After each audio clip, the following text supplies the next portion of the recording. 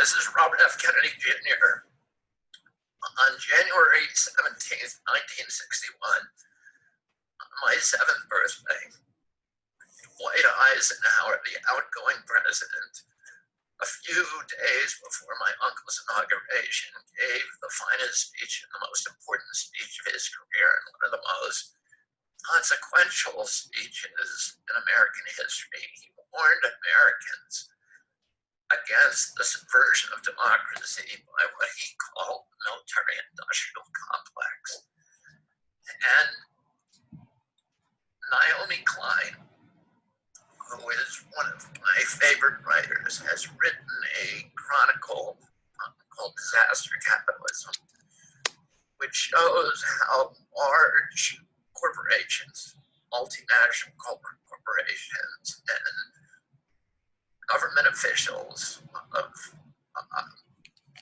authoritarian bent use crises to extract wealth from the middle class, to enrich and empower a plutocracy, and to clamp down on authoritarian control on people and democracies. And there have been a number of great traumas that have forced America away from its idealistic aspirations and toward and down the road of authoritarianism. And one of the things that Eisenhower understood is that we cannot be an imperial country abroad and a militaristic state abroad and still have a constitutional democracy and human rights at home.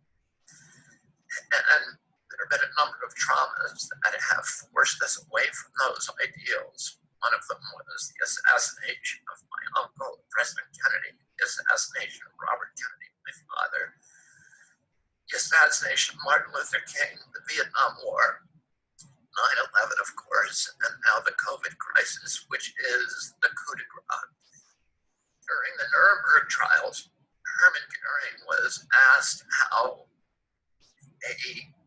how did the Third Reich persuade the German people to do things that, to give up rights and to do things like tell on their neighbors, tell on their families, send people to prison for political crimes.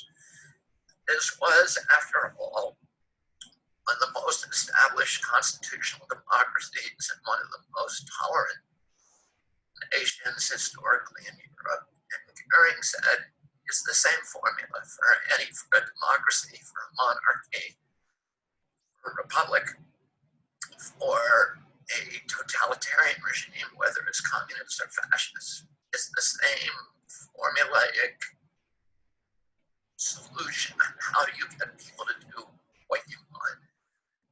He said, you point to something that scares them.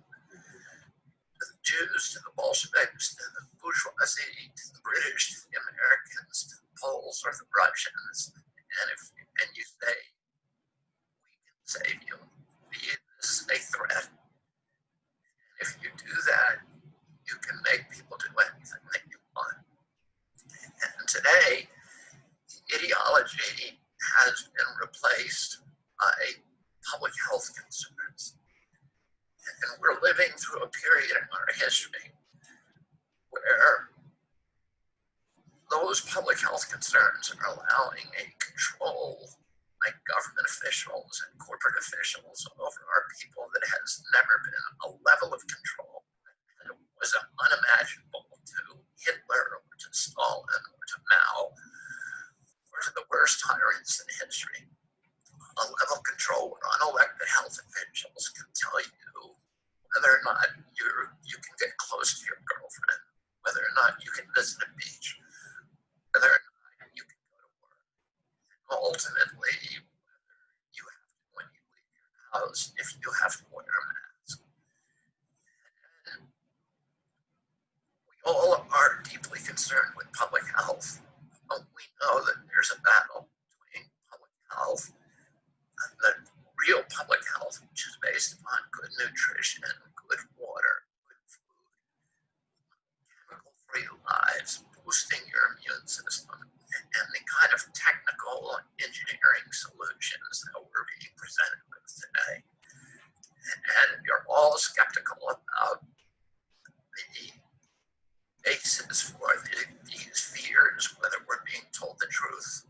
We need that skepticism, we need that scrutiny, and we need to fight back to preserve our democracy in the face of these great threats, that unimaginable threats that we're facing today. So I'm very grateful for the World Health Sovereignty Summit. I wish you the best, and I think we need to continue to tell each other these stories, to teach each other these lessons, and to stay together and to stand strong against this subversion of democracy, subversion of our rights on behalf of corporate control. Thank you very much, and the best of luck to you.